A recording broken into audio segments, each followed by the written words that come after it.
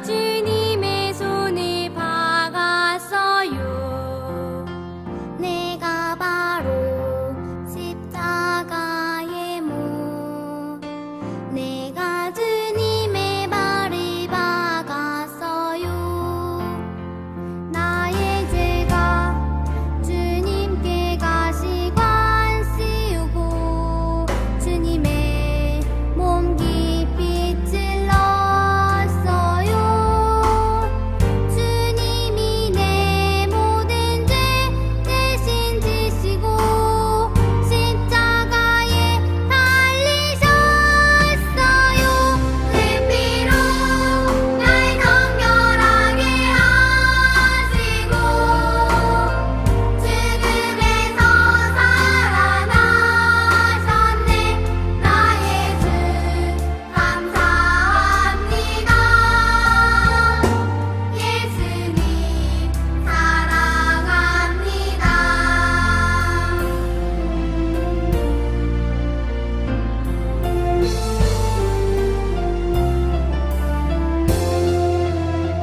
내가 바로 십자가의 못, 내가 주님의 손을 박았어요. 내가 바로 십자가의 못, 내가 주님의 발을 박았어요. 나의 죄가 주님의 얼굴 때리고 주님의 몸체 찝찝했어요. 주님이 내 허물과 죄악 때문에 십자가에 달리셨어요.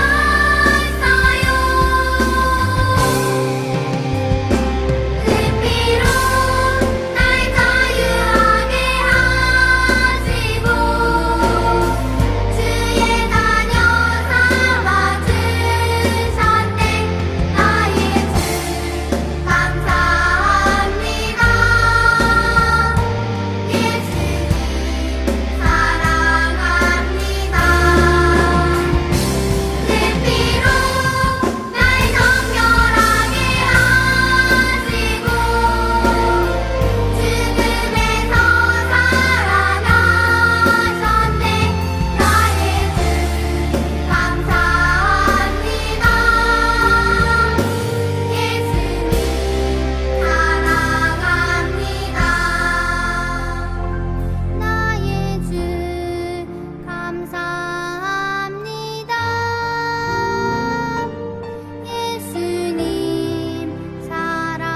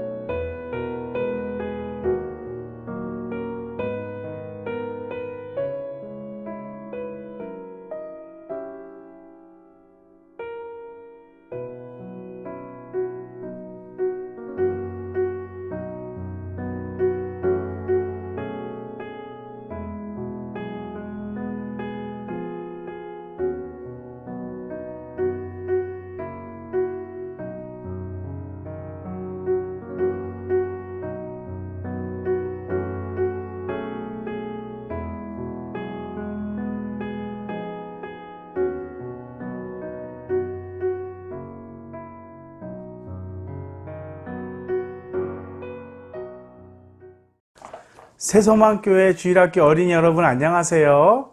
설부열 전도사입니다. 오늘은 지난주에 이어서 요셉의 이야기 다음에 나오는 인물인 모세에 관해서 같이 살펴볼 건데요. 모세는 이스라엘 백성을 이집트에서 탈출시킨 아주 중요한 인물이죠. 요셉은 이집트의 총리가 되었던 반면 모세는 이스라엘 사람들을 그 이집트에서 탈출시킵니다. 과연 이 요셉과 모세 사이에는 어떤 이야기가 중간에 있는 걸까요? 오늘은 그 말씀을 같이 나누도록 하겠습니다. 우리 함께 영상으로 말씀의 내용을 살펴보도록 하겠습니다.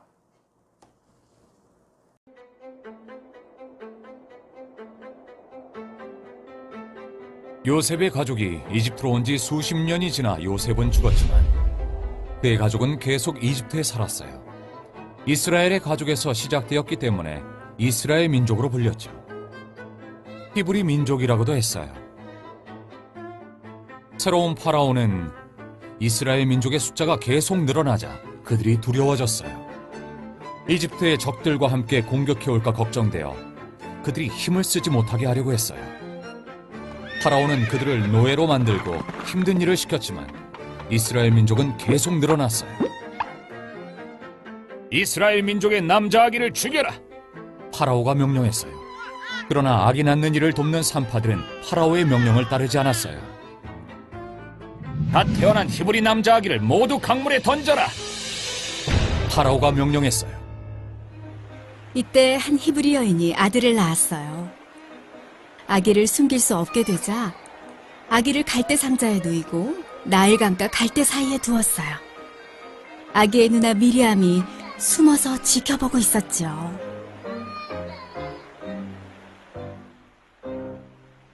얼마 후 목욕을 하러 나온 파라오의 딸이 울고 있는 아기를 발견했고 그를 불쌍하게 여겨 자기 아들로 키우기로 마음먹었어요.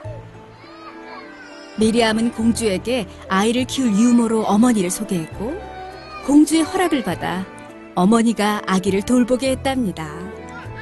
공주는 아기의 이름을 모세라고 지었어요. 어른이 된 모세는 이집트를 떠나 목자로 살았어요. 한편 고통받던 이스라엘 민족은 하나님께 부르짖었어요. 하나님은 모세를 보내 그들을 구할 계획을 세우셨죠. 어느 날 모세는 불붙었지만 타지 않는 떨기나무를 보았어요. 하나님이 떨기나무 가운데서 모세를 부르셨어요. 모세야, 모세야. 모세가 대답했어요. 제가 여기 있습니다. 내 백성의 고통을 내가 보았다. 이제 내가 내 백성을 이집트에서 인도하여 내가 준비한 땅으로 데려가라. 모세가 하나님께 여쭈었어요. 사람들이 하나님의 이름을 물으면 제가 무엇이라고 그들에게 대답할까요? 나는 스스로 있는 자이니라. 가서 스스로 있는 자가 나를 너희에게 보내셨다라고 하라. 그들이 나를 믿지 않으면요? 모세가 물었죠. 그러자 하나님은 3가지 기적을 증거로 보여주셨어요.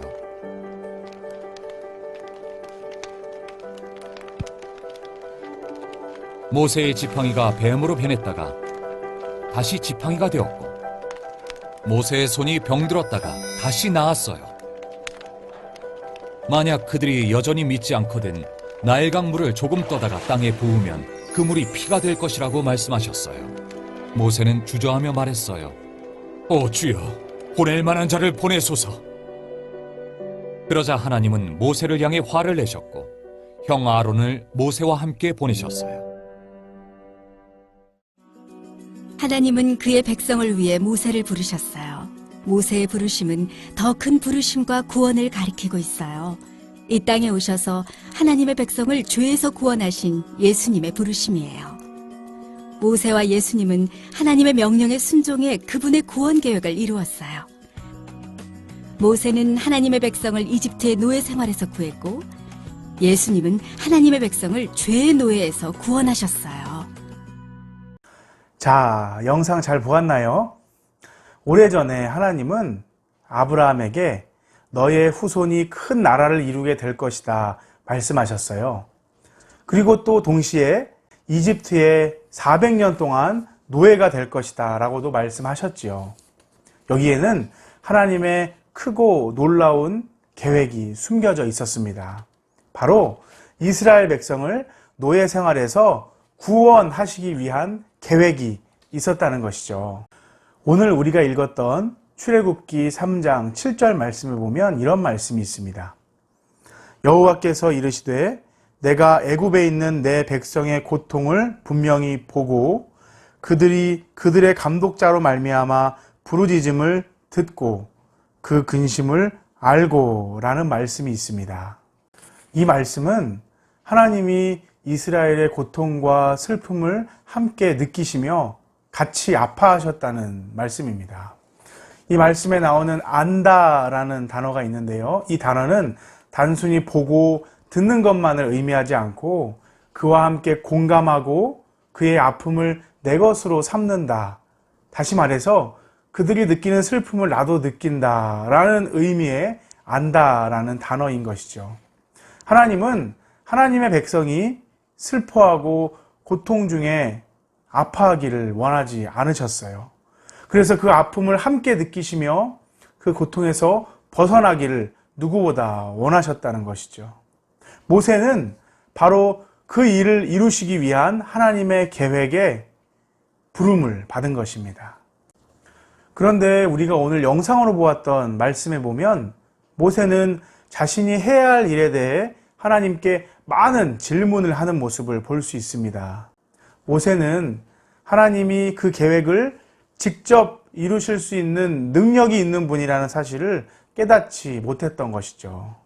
하지만 여러분, 하나님은 하나님의 계획을 직접 이루시는 놀라운 능력의 하나님이십니다.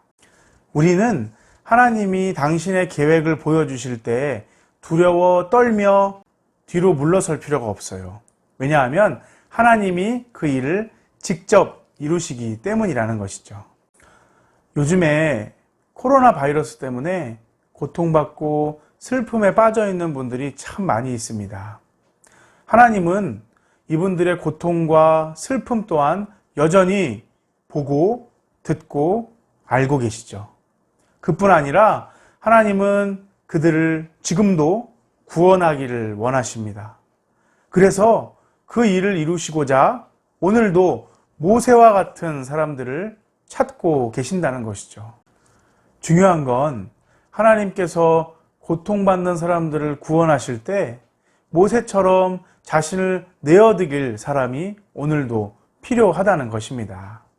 오늘 우리 새소망교회 주일학교 어린이들이 모세와 같이 고통받는 사람들, 슬픔에 빠져있는 사람들, 또 죄와 유혹과 중독의 노예가 되어서 방황하고 허우적대고 있는 사람들을 구원하는 하나님의 귀한 축복의 통로로 쓰임받기를 원한다는 것입니다. 오늘 우리가 고통 중에 슬픔에 빠져있는 사람들을 돕기 위해서 순종할 수 있는 일은 무엇이 있을까요? 작게는 마스크를 철저히 쓰고 다니고 또 방역수칙을 잘 지키는 것에서부터 시작할 수 있을 겁니다. 바라기는 이번 한 주 동안 내가 슬픔에 빠져 있는 사람들, 고통 중에 있는 사람들을 도울 일은 무엇이 있을까? 깊이 묵상하고 또 기도하면서 그것이 발견되었다면 실천할 수 있는 한 주간이 되었으면 좋겠습니다. 기도하겠습니다. 살아계셔서 오늘도 역사하시는 하나님, 오늘 우리는 모세의 이야기를 살펴보았습니다. 모세는 하나님께 부름을 받아 400년 동안 노예로 고통받던 이스라엘 백성을 구출해내는 귀한 사명을 감당했습니다. 마찬가지로 오늘 우리 그리스도인들에게도 하나님은 모세처럼 고통 중에 있는 사람, 슬픔에 빠져 있는 사람, 또 죄와 중독의 노예가 되어 살아가는 사람들을 예수님께로 인도하는 축복의 통로로 부르셨다는 사실입니다. 우리가 이 사실을 깨달았다면 꼭 내가 살아가는 생활 속에서 하나님의 축복의 통로로 살아가게 하시고 순종하여 하나님께 귀하게 쓰임받는 어린이가 되게 해주세요. 감사드리며 예수님의 이름으로 기도드립니다. 아멘.